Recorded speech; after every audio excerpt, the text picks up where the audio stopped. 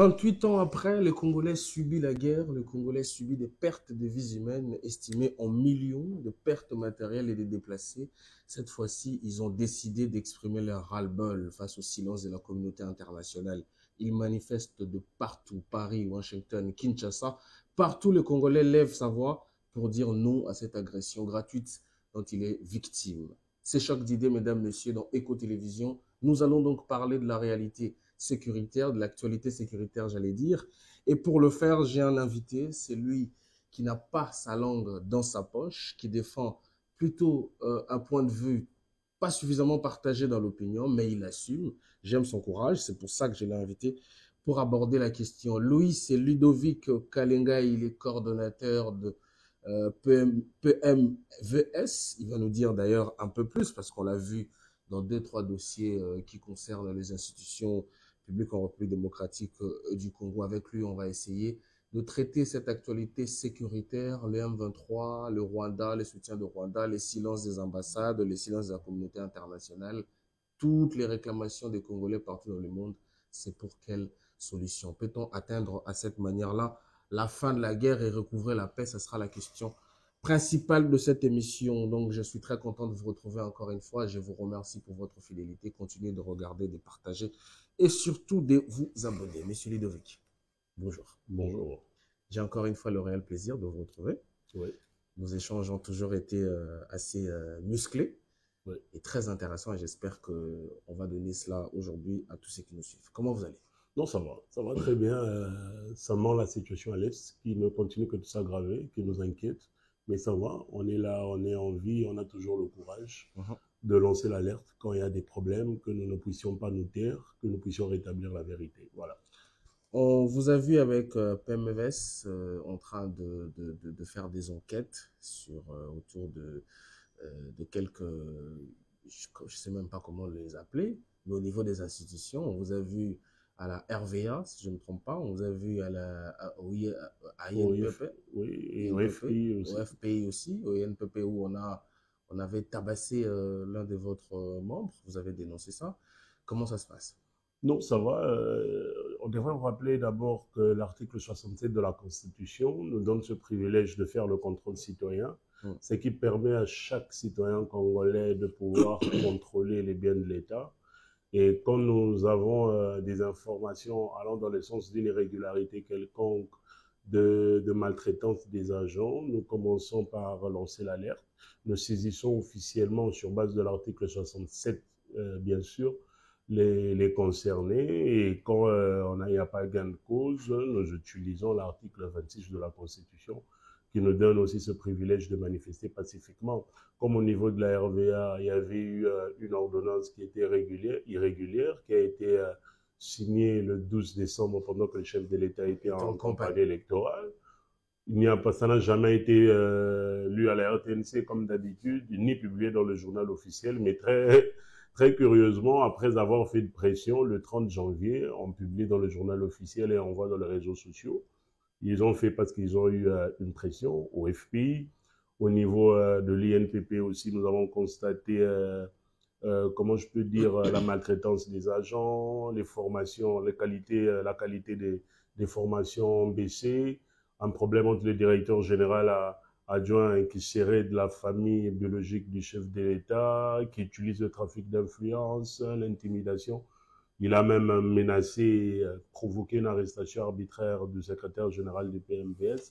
Nous avons saisi les instances compétentes. Nous avons vu le procureur général près la cour d'appel. Nous avons déposé une plainte. Il devrait déjà comparaître aujourd'hui et nous allons continuer à suivre cela parce que c'est aussi l'état de droit. Le chef de l'État, si vous vous rappelez bien, il a bien dit qu'il ne faut pas revivre les erreurs du passé. Alors, toutes ces personnes qui veulent faire vivre au chef de l'État les erreurs du passé vont rencontrer le PMVS dans leur chemin. Voilà un peu. Très bel élan citoyen. Félicitations à vous, parce qu'il faut à un moment donné que le peuple soit vigilant sur son héritage, et surtout qu'il soit assez exigeant auprès de ceux qui gèrent cet héritage-là. Mais allez aussi au ministère du numérique, si vous avez le temps. Ouais. parce qu'il y a des bruits qui courent de ces côtés-là. On n'a pas encore eu le temps de vérifier, mais nous aussi, on va faire une petite enquête. Peut-être que je recevrai ce qu'ils voudront parler ici, parce qu'il semble que il y en a qui sont payés là-bas, mais qui ne non, non, bossent moi-même, pas. je suis victime. Moi-même, je suis membre dans le comité de communication du ministère du numérique. Bientôt, le PMVS va saisir officiellement le ministre du numérique pour qu'il puisse nous expliquer d'abord pourquoi on ne paye pas. D'abord, pourquoi est-ce qu'il n'y a pas de travail? Ce ministère du numérique, ça a été le pilier du chef de l'État. Vous vous rappelez en 2019, lorsqu'il a publié le... On venait d'avoir un code de numérique. Ouais, d'abord, il y avait un plan national du numérique qui avait été validé par le chef de l'État. Il avait dit qu'il va faire du numérique un levier de développement. Le ministère du numérique existe depuis très longtemps. Nous étions là, nous avons mis en place le secrétariat général, il y avait des pôles, nous sommes dans le pôle de communication.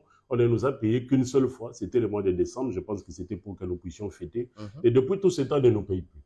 Donc, on nous fait voir qu'il n'y a pas d'argent et pourtant, il y a un groupe d'individus, je ne sais pas, avec la complicité du cabinet du ministre du numérique Eberhard, qui bouffe l'argent comme ça. Je me rappelle, on avait prévu faire une activité de masse le vendredi passé. Le ministre Eberhard a appris cela. Il a convoqué urgemment une réunion le jeudi pour ne rien dire. Alors, nous sommes en train de récolter toutes les informations. Dès que nous avons, donc, même si vous avez certaines informations en tant que journaliste, vous nous les donnez après cette émission. Nous allons saisir officiellement le ministre Eberhard et nous allons lui demander. Donc, s'il pense qu'il n'arrive pas, il doit commencer par démissionner et aider les chefs de l'État, même dans d'autres secteurs qu'il est. Il peut être aidé à un conseiller communal ou encore un bourgmestre, c'est quand même bien, mais s'il n'arrive pas à assumer ses responsabilités, il sera dans l'obligation d'aider le pays, d'aider les chefs de l'État en démission. Très bien, monsieur Ludovic, j'espère que vous aurez le temps de le saisir. Peut-être qu'il démissionnerait aujourd'hui, hein, le gouvernement. Enfin, ça sera une fête. Les membres du gouvernement qui sont élus. Oui, qu'ils ne reviennent plus aussi, bien sûr. Qui ne reviennent plus. Oui, exactement. Parce que nous allons aussi saisir le chef de l'État, le Premier ministre qui sera là. Oui, on va essayer d'élaborer une liste. La majorité de la majorité. Oui, non, on va essayer d'élaborer une liste auprès du Premier ministre qui sera nommé. On va essayer d'élaborer une liste des figures qu'on ne veut plus voir. Des figures que vous... Oui, même des noms qu'on ne veut plus entendre. Oui, dans le gouvernement. Oui, ça va dans le sens d'aider le chef de l'État à ne plus revivre les erreurs du passé. Merci, monsieur Ludovic. On va passer à notre sujet. Ouais. L'insécurité à l'est de la République démocratique du Congo. Ça fait 28 ans, précisément 28 ans, que la République démocratique du Congo subit une guerre d'agression. Il faut dire les choses. Aujourd'hui, on a mis un nom derrière cette guerre, c'est le Rwanda. Et le peuple congolais, je crois que c'est les plus grandes manifestations depuis 28 ans, si je ne me trompe pas. Partout au monde, on est devant les chancelleries, devant les ambassades, devant les représentations des pays constituant les forces dans la communauté internationale pour réclamer qu'on ait un regard particulier sur ce qu'on appelle, en guillemets, un génocide qui se passe au Congo. D'abord, vous en tant qu'activiste social, vous qui abordez généralement cette question de l'insécurité, qu'est-ce que ça vous fait aujourd'hui de voir que les Congolais sont debout à la Cannes, à Washington, à Paris, en Afrique du Sud, à Kinshasa, pendant qu'on enregistre cette émission, les pneus sont brûlés devant toutes les chasseries. Qu'est-ce que ça vous fait? Ça fait très mal. Ça fait très mal. Mais moi, d'une part, je ne condamne pas le peuple congolais. Ça fait très mal que le peuple congolais manifeste? Non, ça fait très mal que la situation persiste, que le gouvernement congolais n'arrive pas à résoudre le problème. Mais je pense que le sujet de revendication ne devrait pas de demander à la communauté internationale et aux ambassades d'intervenir. Moi, je pense que le sujet devrait être orienté sur le « dites-nous ce qui se passe ». Vous voyez un peu, cette question va permettre à ce que le Congolais... Mais on sait déjà ce qui se passe. Non, on ne sait pas. On sait que le Rwanda attaque le Congo. Je donne un exemple par simple. Vous avez parlé de 28 ans. Pourquoi? Parce que vous avez lu certains ouvrages où on vous parle que la situation en RDC a commencé en 1996, c'est ça? C'est pour ça que vous parlez de 98. Non. Et pourquoi? Parce que là, vous êtes en train de parler d'une conséquence. En 1996, déjà, c'était la conséquence. La conséquence de ce qui s'était passé en 94. Pourquoi est-ce qu'on ne parle pas de la situation de 94? J'ai toujours dit... C'est quoi la situation de 94? Voilà, en 94, c'était un génocide au Rwanda. Et voilà. Non. Il ne faudra pas... C'était une opération turquoise. Oui, non. Nous, on a été juste hospitalier. Mais voilà, mais écoutez, je vais vous donner cet exemple-là. L'opération turquoise a permis à ce que les réfugiés Hutus ainsi que les civils puissent débarquer en République démocratique du Congo. La loi internationale demande à ce que l'on puisse désarmer, que l'on puisse séparer les civils et des militaires. On ne l'a jamais fait. Vous vous rappelez même qu'à l'époque, il y avait la plupart des militaires associés aux civils dans le camp de réfugiés de Mugunga, où au niveau du Rwanda, ça a été toujours considéré comme une menace. C'est pour cela qu'à l'époque, le président Kagame avait réagi. Quand vous voyez la situation qui s'est passée au Rwanda entre 92, 93 et 94, vous allez remarquer que c'est la même situation qui se passe ici. Nous avons accueilli, nous avons été hospitaliers d'accueillir les réfugiés Hutus, mais quand ils sont arrivés, ils ont rencontré d'autres visages ayant la même morphologie des personnes qu'ils étaient en train de maltraiter à l'époque. J'ai toujours parlé des Tutsis et des rwandophones congolais, de ce coin. Parce que lorsqu'il y a eu des tracés de frontières, il faudrait le savoir, dans tous les pays du monde, là où il y a des frontières, on rencontre toujours les peuples d'une même communauté partageant la même culture, mais de nationalités différentes. On le voit au niveau du Congo central avec les Bazombo. On le voit au niveau, même si en Europe, vous allez à Anvers, vous allez voir les néerlandophones de l'autre côté. C'est la langue néerlandaise, c'est comme à Rutshuru, c'est la langue Kinyarwanda. Alors, lorsque les Hutus ont commencé à massacrer les Tutsis au niveau de la République démocratique du Congo, il y a eu des mouvements de déplacés. Il y a eu des réfugiés qui sont allés en Ouganda, au Burundi, au Rwanda. Il y a plus de 80 000 réfugiés au niveau du Rwanda qui vivent dans des situations inhumaines. Quand il y a eu la rébellion de Laurent Désiré Kabila, vous allez vous rappeler qu'il a été aussi soutenu par le Rwanda. Pourquoi? Parce qu'on devrait résoudre ce problème. Il y avait les FDLR, tous ces Interamwe qui étaient venus, avec des armes et munitions, qui continuaient à massacrer cela. Alors l'objectif, c'était le retour de réfugiés et la cessation de toutes ces hostilités. Vous allez vous rappeler que lorsque Laurent Désiré Kabila a pris le pouvoir, après le temps, il a appelé aux Rwandais, sans pour autant expliquer aux Congolais la réalité des rwandophones congolais. Vous allez vous rappeler qu'on a brûlé les Rwandais, il y avait même les Tutsis congolais qui ont été victimes. Je connais beaucoup de Tutsis congolais qui étaient décidés de voyager parce qu'ils étaient considérés comme des Rwandais. À partir de 96, il y a eu ce problème qui a... C'est d'abord, pardon, mais c'est d'abord une réalité tellement minorée. Non. Parce que c'est en 98, ce que vous racontez, c'est parce qu'on néglige, c'est parce qu'on néglige certaines choses. Attendez, ce que vous racontez, c'est en 98. Ouais. Et l'ampleur, si je ne dis pas de bêtises, évidemment, c'était beaucoup plus à Kinshasa parce que nous avons vécu l'entrée de l'armée rwandaise ici au Congo central. Mais par exemple, à l'est de la République, où les Banyamulenge sont vivent depuis longtemps, je n'ai pas entendu en 98 où on a été à la chasse des Banyamulenge. Mais non, c'est que vous n'avez pas bien lu le rapport mapping. Le rapport mapping a très bien détaillé cela, même au niveau du Kasaï. On a massacré les Tutsis. Au niveau de Goma, partout en République démocratique du Congo, vous allez voir le rapport mapping, vous allez voir cette précision. Alors, je continue l'idée. Alors, quand l'aspect de Laurent Désiré Kabila, qui devrait aussi aider à résoudre ce problème de conflit, n'a pas réussi, il y a eu la création du RCD. Le RCD, avec l'armée, avec Kunda, voilà, il y a eu un accord politique. Un accord politique, vous allez remarquer qu'on n'a pas résolu le problème de retour de réfugiés. Il y a eu des partages de gâteaux, comme tous les politiques. C'est pour cela que je me suis retiré de tous ces genres de partis politiques. Donc ils se sont partagés le gâteau, ils n'ont pas résolu le problème des retours de réfugiés. La motivation de RCD, c'était le retour de réfugiés. Oui, c'était ça parmi les motivations. Oui, le retour des réfugiés qui s'étaient déplacés lors de l'opération turquoise. La cessation de la discrimination, parce que déjà, lors de l'opération turquoise, tous les Hutus qui étaient considérés qu'ils étaient des Rwandais, on commençait à les discriminer. Voilà, ils ont un visage tel. La discrimination avait commencé comme ça. Donc, parmi les revendications du RCD, c'était cela. Mais comme ils étaient infiltrés par des politiques qui avaient besoin des intérêts à leur tour, on a résolu que les conséquences qui étaient la guerre. La guerre a pris fin, il y a eu le partage des gâteaux et tout. Ils ont compris que les réfugiés ne sont pas retournés, il y a toujours la discrimination. Le CNDP a vu le jour, avec les mêmes revendications. Comme je l'ai toujours dit, il y a des politiciens qui viennent toujours pour s'emparer du gâteau, et voilà, on n'a pas résolu le problème. Le CNDP a eu un accord avec le gouvernement congolais le 23 mars 2009. Sur la cessation des hostilités, les retours de réfugiés, le rapatriement des FDLR, tout ça. Il n'y avait pas que ça, parce que cet accord-là, quand vous le lisez, c'est quand même assez sombre. Écoutez, moi, les CNDP demandent un statut particulier pour la ville de Bukavu de Goma. demande... Non, d'abord, il faudrait préciser d'abord que parmi leurs revendications, il y avait la protection de ce côté de Rutshuru et Masisi, où il y avait les Nteramwe qui étaient en train de massacrer les Tutsis.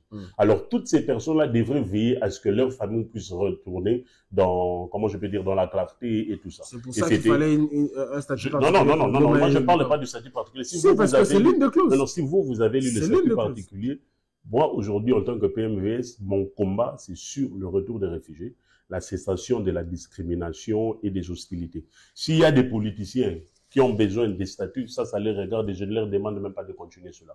Moi, je parle du retour des réfugiés et la cessation de la discrimination. C'est ça mon combat. C'est pour cela que je n'ai jamais eu peur de le dire.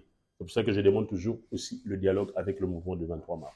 Et je continue. Le CNDP a eu un accord avec le gouvernement congolais le 23 mars 2009. Alors, comme dans l'accoutumée, on ne résout pas les causes profondes des conflits, seulement les conséquences. Il y a eu le partage des gâteaux, il y a ceux-là qui sont devenus ministres, députés, issus, parce que la plupart des parlementaires là et ministres, ils sont issus de ces rébellions-là.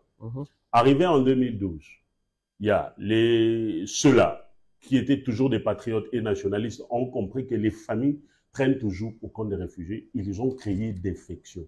Donc, le M23 que vous voyez là, 98% sont dans l'ordre des FARDC. Ils étaient dans les FARDC. Donc, quand les gens disent que non, bon, voilà, ils veulent un mixage, des brassages, non, ça, je trouve que c'est de la comédie parce qu'ils étaient déjà dans les FARDC et ils ont créé. L'accord avec les CNDP avait permis qu'ils rentrent dans les FARDC? Non, là, ils étaient déjà dans les FARDC. Avant les CNDP? Oui, ils étaient déjà, parce que je vous ai parlé même de comment je peux dire, je vous ai parlé de 96, la FDL, je vous ai parlé du RCD, je vous ai parlé du CNDP, jusqu'à ainsi de suite.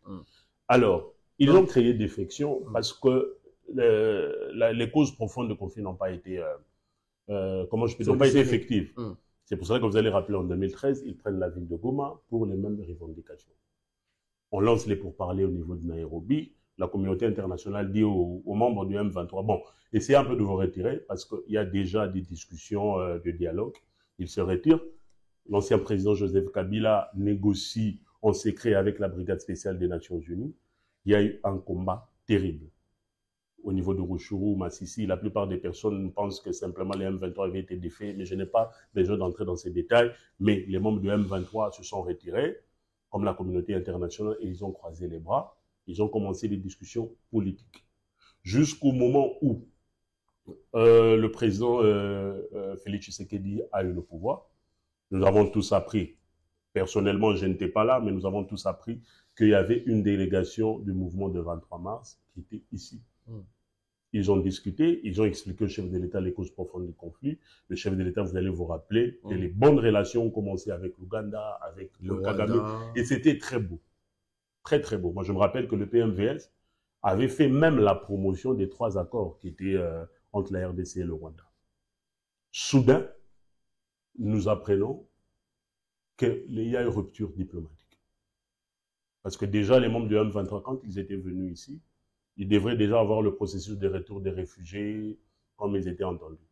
Alors, il n'y a plus eu de suite. Ils sont restés pendant plus de 6 mois sans suite. À ce niveau, il y avait même des documents prouvant même la demande des fonds adressés par le ministre Kankonde de l'Intérieur à l'époque, qui démontraient réellement qu'ils étaient là parce qu'on devrait subvenir à leurs besoins et tout. Mais ces moyens n'ont jamais été débloqués. Ils ont compris qu'ils étaient délaissés. Ils étaient dans l'obligation de rentrer et ils ont pris leur décision. Moi, j'ai toujours dit que je ne suis pas là pour soutenir leur manière de revendiquer, mais je parle de la légitimité de leurs revendications. La légitimité. La légitimité de leurs revendications. Donc, c'est ce que signifie le retour. Le retour des réfugiés congolais, c'est quand même légitime. Je peux bien... La cessation de la discrimination est quand même légitime. Je peux bien entendre votre récit historique, qui est très intéressant, entendre les revendications dont vous faites allusion ici, qui m'intéressent, mais ne légitimez pas la prise des armes. Non, apparemment, vous ne m'avez pas compris. La mise à mort de ses propres compatriotes. J'ai bien dit ceci, monsieur le journaliste. Je dis, je n'ai jamais soutenu la manière de les revendications. Je parle de la manière de la revendication. Je ne soutiens que la revendication. Dans ce cas-là, ils ne sont pas légitimes. Non, ici, il y a un cas. Vous ne pouvez pas dire que la forme est mauvaise et le fond il y a un bon. cas. Il y a un cas. Je donne un exemple simple. Parce que moi, je suis trahi. Je garde mon calme. J'observe.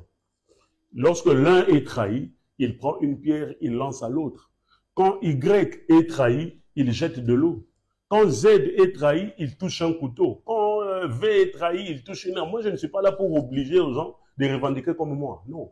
Alors, c'est ça le moyen. Alors, pour mettre fin à cette situation, le dialogue était simple. Moi, je dis pourquoi le gouvernement congolais ne veut pas se mettre sur... On ne dit pas... Parce que c'est des terroristes. On ne dit pas... Parce que c'est des terroristes. Non. Ça veut dire on quoi? ne dit pas... Moi, je suis d'accord. Ce terme de terroriste vient de nous. Évidemment, ce terme de terroriste vient de nous. Le gouvernement est responsable. Est-ce que vous savez... On ne peut pas... Est-ce que vous savez maintenant... Pardon. On ne peut pas se permettre de parler avec ceux qui prennent des armes pour tuer les Congolais. À qui la responsabilité aujourd'hui par rapport à la prise des territoires, donc la prise de tous ces territoires, Rutshuru, Masisi, à qui maintenant assumer cette responsabilité? Parce que si le gouvernement congolais avait déjà dialogué, il n'allait même pas prendre Bunagana. Donc, on a refusé, avant même... Tout accepter. Non, écoutez, d'abord, quand ils ont pris la ville de Bunagana... quand ils ont pris la ville de Bunagana, à mon niveau, j'ai fait une analyse. Quand ils ont pris la ville de Bunagana, c'est parce que déjà, on refusait de discuter avec eux. Si on avait déjà discuté avec eux en 2019-2020, il y avait déjà cette effectivité du dialogue, ils n'allaient pas prendre la ville. Mais les conséquences d'une telle démarche, ça veut dire de discuter, on l'a fait en 2003. Ouais.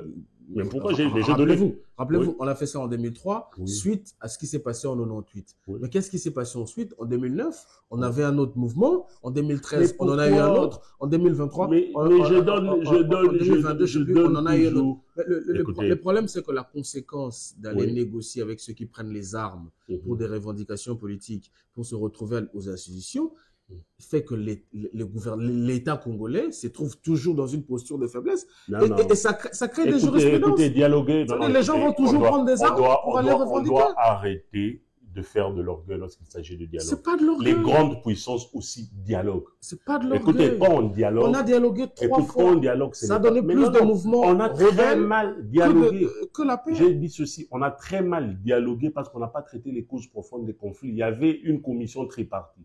La RDC, le Rwanda et l'HCR pour le retour des réfugiés. Rien n'a été fait. Les FDLR sont là. Pourquoi est-ce qu'on ne parlait pas des FDLR? Ils sont là, ce sont eux qui sont en train de massacrer les populations. Parlons un peu des FDLR. Alors, oui. Combien de fois l'armée congolaise a fait des opérations communes avec l'armée rwandaise dans l'objectif justement d'éteindre des foyers d'organisation de ces FDLR et leurs centres d'entraînement? Combien de fois? Ça, c'est une rhétorique propagandiste rwandaise. Non, écoutez. Si, parce que c'est l'argument qui permet à Kagame de ne jamais quitter le centre. J'aimerais d'abord qu'on puisse séparer les choses. Okay? Les Congolais... Les journalistes, vous devrez nous aider à dire la vérité aux Congolais. Il y a 2 problèmes. Il y a un problème d'abord entre la RDC et le Rwanda. Et il y a un problème entre le gouvernement congolais et le M23. On doit séparer. C'est quoi le problème avec le Rwanda? Non, le M23 sont nos frères. Ce sont des Congolais. Ce sont des Congolais qui revendiquent. Le Rwanda, selon le gouvernement congolais, qui ont eu à faire des investigations à travers le service de renseignement et tout, moi je ne suis qu'une ONG humanitaire, ont eu des précisions que le Rwanda soutient le M23. Ok, mais pourquoi ils soutiennent le M23? C'est là où on doit se poser des questions. Avec la rhétorique. Non, j'ai fait une analyse. Moi, j'ai fait une analyse selon moi d'abord. Moi, j'ai visité les camps de réfugiés des Congolais au niveau du Rwanda. J'ai vu comment est-ce qu'ils vivent d'une manière inhumaine. La plupart des personnes, je ne sais pas si vous avez vu un match de la RDC où nous avons gagné. Il y avait une image où les gens disent que non, bon voilà, les Rwandais sont contents du match. C'était les Congolais aussi, au fait. C'était les Congolais qui vivent au Rwanda. C'était ceux-là qui sont dans des camps de réfugiés. Ils aiment leur pays. Quand vous êtes là, ils ne veulent pas être rwandais. Donc, le gouvernement rwandais avait même eu déjà la possibilité de la décision de leur donner la nationalité. Ils ne veulent pas. Ils sont Congolais. Ils se disent...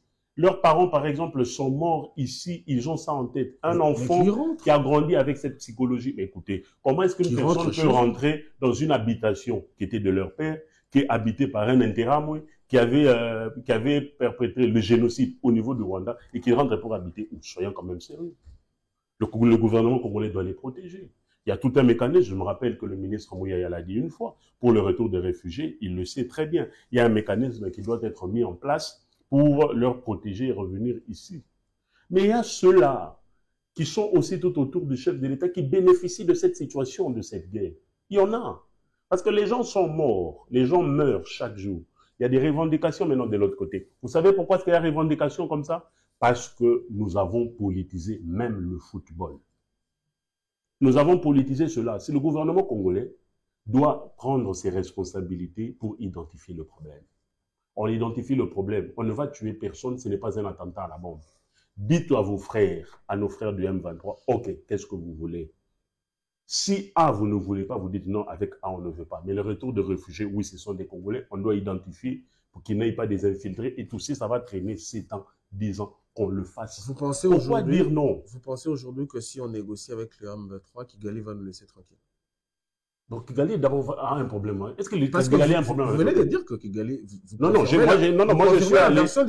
suis allé dans la logique. Kigali soutient le M23. Moi je suis Et on sait que Kigali soutient de temps en temps les mouvements rebelles. Moi j'ai bien dit ceci, je répète la phrase. Moi je ne suis pas militaire, moi je ne suis qu'une ONG humanitaire. Le gouvernement congolais a fait ses analyses selon eux.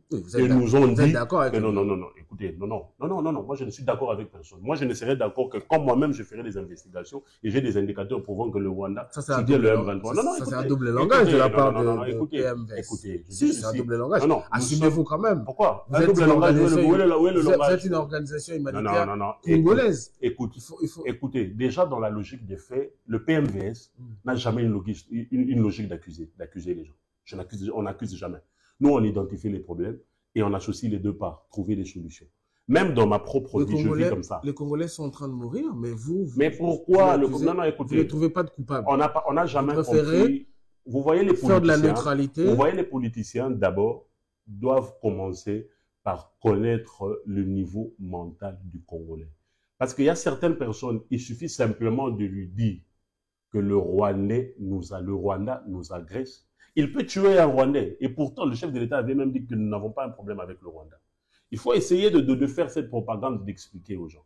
On s'arrête. Voilà, aujourd'hui, ils sont dans des ambassades des États-Unis, de la France et de la Belgique. Mais comment est-ce que les États-Unis ou la Belgique vont résoudre un problème que nous-mêmes, nous n'arrivons pas à résoudre? Même cette situation du M23, nos propres frères, on n'arrive pas à résoudre ça. Ce petit problème-là. Mais non, là, ça devient grave. Ils sont moins de 8000. Tels qu'ils sont là, moins de 8000. Mais nous n'arrivons pas à résoudre ce tout petit problème. Non. On ne doit pas se faire de l'argent avec cette situation et manipuler la population pour leur dire, voilà, nos frères meurent et tout. J'ai fait une émission avec vous, j'ai même parlé des 10 étapes du génocide. Quand les gens manipulent les gens, le PMVS a parlé du risque du génocide depuis très longtemps, parce que nous nous sommes référés aux 10 étapes du génocide de Gregory Stanton, pour essayer d'évaluer comment les génocides commencent. Les génocides commencent par la discrimination. Dis-moi, quel est le peuple du Nord qui vous discrimine? Je vais vous donner. Tout le monde est un peu discriminé. Ah, tout le monde est discriminé. Voilà, ça va. Alors c'est ça. Alors c'est pour cela que tout massacre... Les Nékongo vont dire qu'ils sont discriminés. Mais voilà. Alors c'est le génocide. Pardon, mais le génocide, il faudrait qu'il y ait une cible. On cible une ethnie, une race, un groupe ethnique, une race, une religion. C'est pour ça que dans le monde, il n'y a que 3 génocides qui est connu. Alors nous avons l'occasion déjà d'avoir vécu, d'avoir observé ce genre de génocide pour que nous puissions le prévenir. Nous, le PMVS, nous avons écrit plusieurs fois, et à l'Assemblée nationale, et au Premier ministre, et au Président de la République, qu'on essaye de mettre une loi de lutte contre la discrimination. Tous ces problèmes de xénophobie, de tribalisme. Parce que ça amène, ce sont des indicateurs qui amènent au génocide. Alors là, il suffit... Non, les gens crient génocide au Congo, génocide. Non, génocide, c'est qui la cible? C'est ça, on doit essayer de faire cette différence-là et de ne pas manipuler le Congolais. Tout massacre n'est pas génocide. Je l'ai toujours dit. Ce n'est pas que je suis en train de négliger nos frères qui ont été tués, mais on doit amener le peuple à réfléchir. Aujourd'hui, les élèves n'ont pas étudié. Pour vous, aujourd'hui, les mots génocide des Congolais ne convient pas. Non, on n'est pas en train de génocider les Congolais. Non, écoutez, je vous ai dit une chose. Il y a une différence entre massacre et génocide. Les Congolais sont massacrés, oui.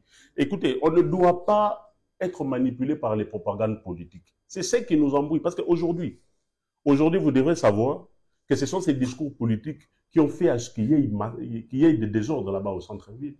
On est en train de massacrer tous les véhicules des Nations Unies, des diplomates. On est en train de massacrer même les innocents. Non, non, moi je pense que... Pardon? Vous n'êtes pas d'accord avec les marches qui se font? Mais non, écoutez, je ne suis pas d'accord. Comment est-ce que je peux être d'accord? Parce que l'article 26 de la Constitution ne demande pas de brûler les véhicules. D'abord, là, on est en train de violer la loi. Le problème n'est pas très bien identifié. Il n'y a pas que des véhicules. Non, moi je pense... Il y a eu aussi des revendications pacifiques. Mais non, les revendications pacifiques doivent être adressées. Non, non, moi je pense que la cible, c'est le gouvernement congolais. Et la question, c'est de poser la question au gouvernement congolais. Qu'est-ce que vous faites? Et chaque Congolais doit se poser la question. Qu'est-ce que moi j'ai fait? Est-ce que je connais l'histoire de mon pays? La plupart des personnes ne connaissent pas l'histoire de son pays. La plupart des personnes qui manifestent là ne sont même jamais arrivées à Goma. Moi, je suis arrivé à Bunagana. Moi, je suis arrivé à Rutshuru. Moi, je suis arrivé à Sake. Moi, je suis arrivé à Masisi. Moi, je suis parti à Kigali. Je suis allé en Ouganda. Moi, j'ai visité tous ces camps de réfugiés-là. J'ai appris quand même en partie l'histoire du pays.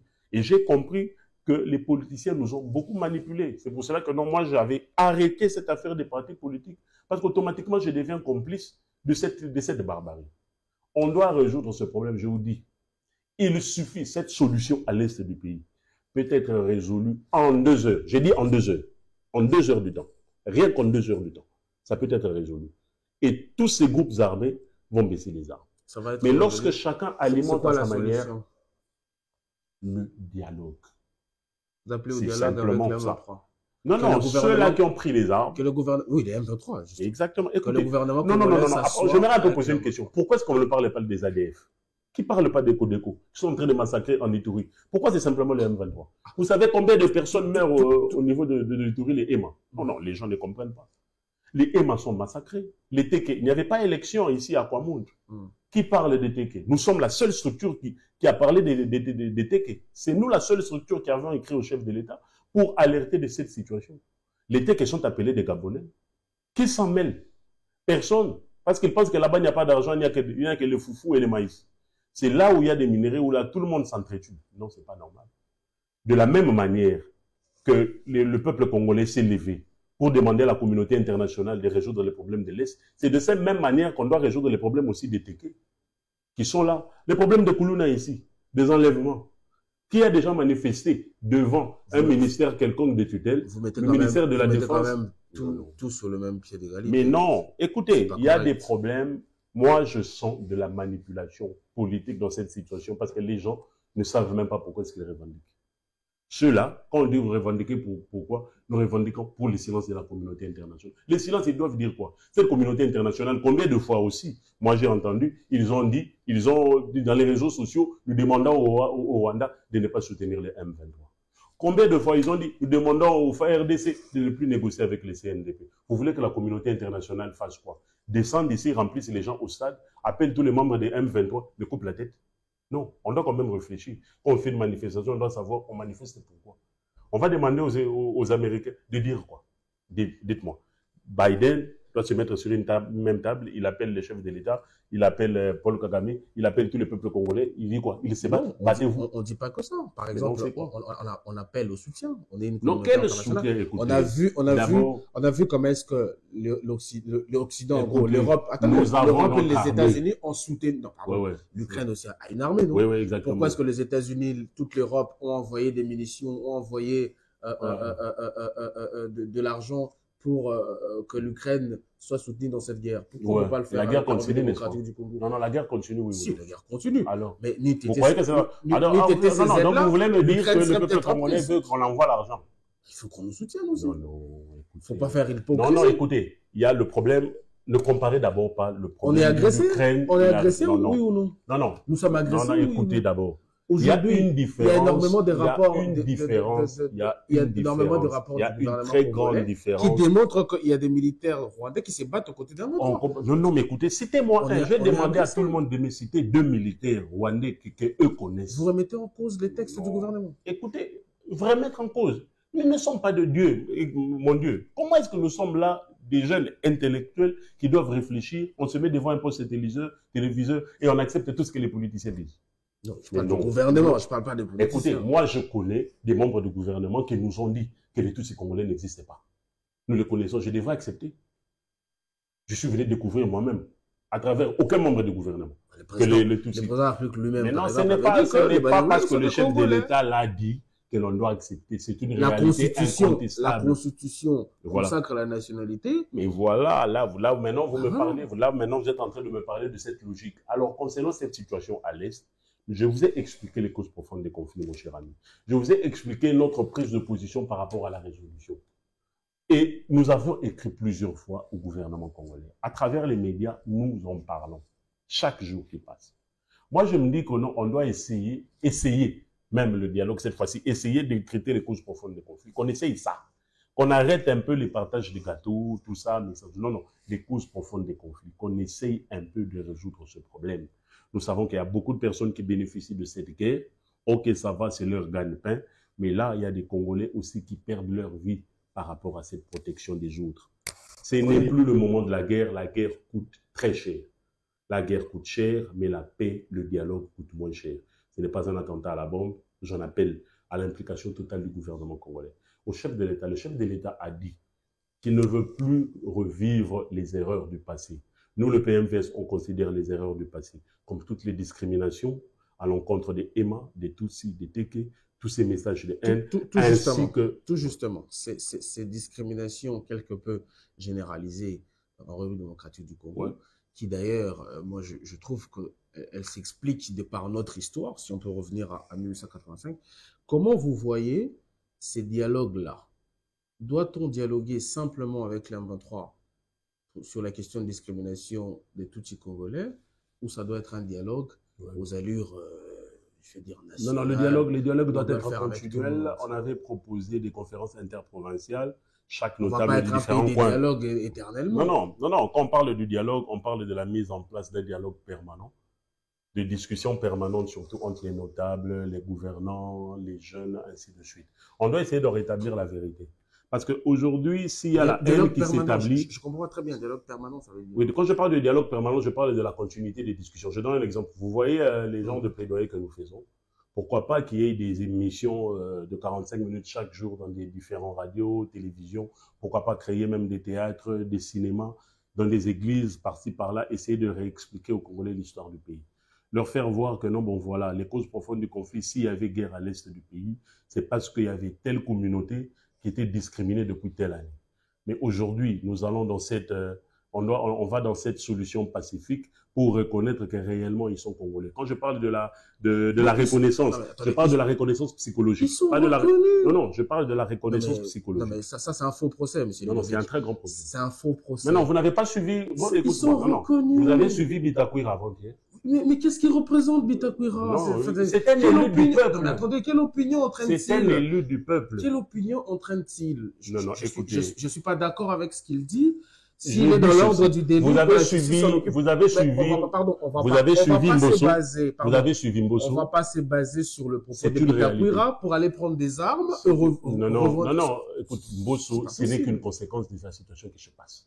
Ne croyez pas qu'il est le seul à pouvoir le faire. Même dans l'armée, nous avons suivi même des militaires en train de dire que non, si vous voyez un Rwandais, prenez... Moi, j'ai vraiment comme l'impression que vous prenez des cas, vous expliquez... Non, je suis en train de parler des conséquences. Parce que quand je parle des causes profondes des conflits, vous ne comprenez pas.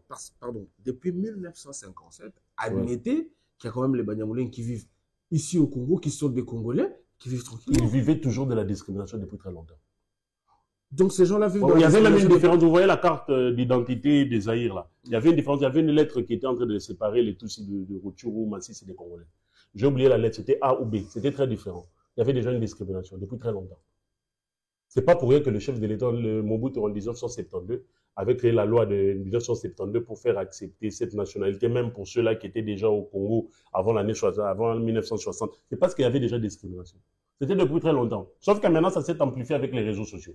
Mais avant, on pouvait parler de ça à Goma, mais on devrait vous écrire une lettre pour que vous puissiez voir ça. Maintenant, avec la propagation de l'arrivée d'Afdel, qu'est-ce qu'on n'a pas donné à ça? Non, écoutez ça. En 1987, on leur a donné des postes dans la rue. En 1987, les Banyamulenge et les Tutsis n'ont pas participé aux élections. Kagame n'était pas président de la République. En 1991, les Tutsis et les Banyamulenge étaient chassés de la conférence nationale souveraine. Kagame n'était pas président de la République. La guerre de Moulélela, Kagame était bébé au camp des réfugiés en Ouganda. Kagame n'a été président de la République qu'après 1994. Même lors du FPR, ce n'est pas lui qui était président de la République, c'était le pasteur Bizemou. Les gens doivent comprendre un peu certaines choses. On ne doit pas mettre le mal congolais à Paul Kagame. À ça peut mouton. On doit essayer un peu de nous poser la question, pourquoi est-ce que tout le mal congolais? Parce que le Congolais aime ça. Il aime beaucoup jeter la faute à l'autre, en fait. Donc, il suffit simplement qu'on lui dise que non, non, ce n'est pas de notre faute, c'est de l'autre côté, c'est fini. C'est fini, ils acceptent, c'est fini. Et cela, c'est un très grand défaut. Parce qu'en rejetant la responsabilité à l'autre, on rejette aussi la prise des solutions à l'autre. Il n'y aura pas de solution. Parce que là, maintenant, les gens disent que non, la solution... J'ai entendu les gens, pour que la guerre à l'Est se finisse, il faut que Paul Kagame ne soit plus président. Vous voyez, là, ça devient ridicule.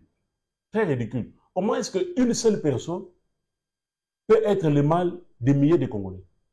Et on est fier même de toutes les richesses qu'on a. On est fier du nombre de la population qu'on a. On est fier de la grandeur de notre pays. Mais on ne souhaite que le départ d'une seule personne pour le bien. Non. On fait quand même une très grande publicité aussi pour le président Paul Kagame. Nous devons essayer aussi de grandir et de prendre nos responsabilités. Et les politiciens ont compris que les Congolais aiment ça. Il suffit simplement de citer le nom de Paul Kagame et c'est fini. Tu es élu. Il suffit simplement. Moi, il suffit que je sorte ici, que je prenne le micro, que je dise que non, Paul Kagame est méchant. Je serai applaudi ici. Je serai applaudi.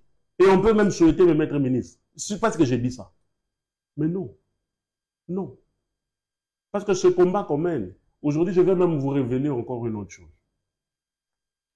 Vous voyez le jour où le M23 a pris la ville de Bunagana. Ils ne voulaient pas aller au combat. C'était une manière pour eux de faire la pression. Moi, je pensais qu'on pouvait négocier. Non. On a cru à notre force militaire. Mais ceux-là qui se battent là, ils se battent chez eux. C'est chez eux, ils connaissent toutes ces collines-là. Discuter avec eux, non. Ils ont pris Rochou, ils ont pris Massissi, on continue. Le chef de l'État dépense beaucoup d'argent pour des armes et munitions et met beaucoup de moyens pour les FARDC. Il n'y a pas de solution. On doit avoir justement du chef de l'État.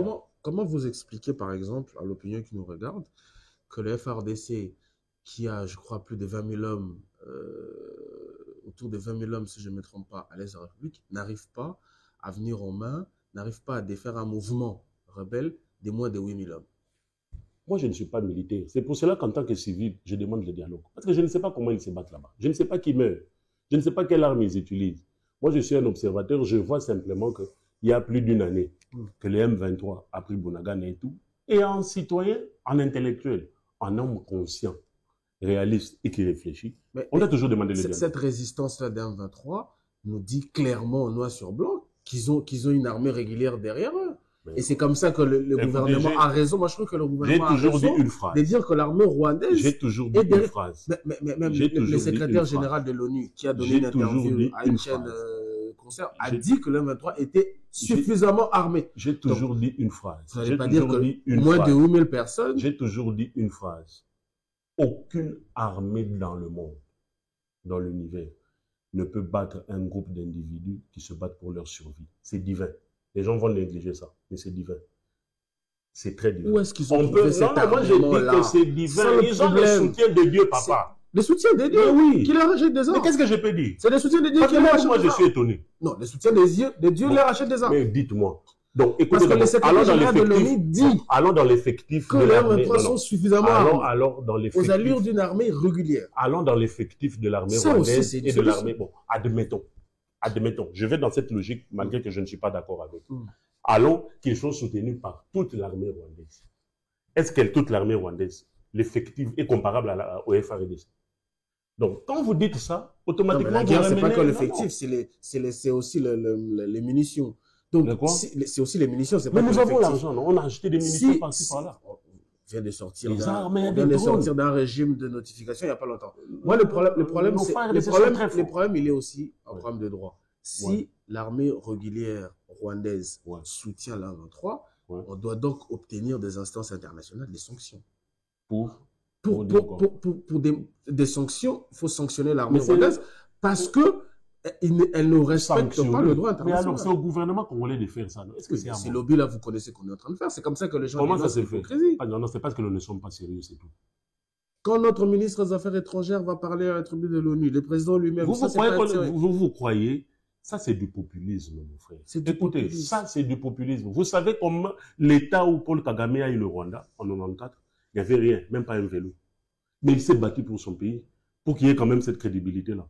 Pourquoi est-ce que nous, on ne fait pas ça? Comment est-ce qu'on va pleurer pendant 30 ans? Au prix du sang. Non, non. C'est ça l'exemple. Quel sang? C'est ça l'exemple. Non, non, exemple. Écoutez, arrêtez. Vous n'avez pas lu Charles Onana? Non, non, écoutez. Mais vous n'avez pas lu? Non, non, l'histoire de la RDC doit être écrite par les fils. Non, ce n'est pas l'histoire de la RDC. Moi, je suis congolais. Ce n'est pas l'histoire de la RDC. Vous parlez de la RDC. Si vous prenez Kagame aujourd'hui, pour exemple, la stabilité donc, au prix du sang. La stabilité, c'est au prix du sang. De quel sang?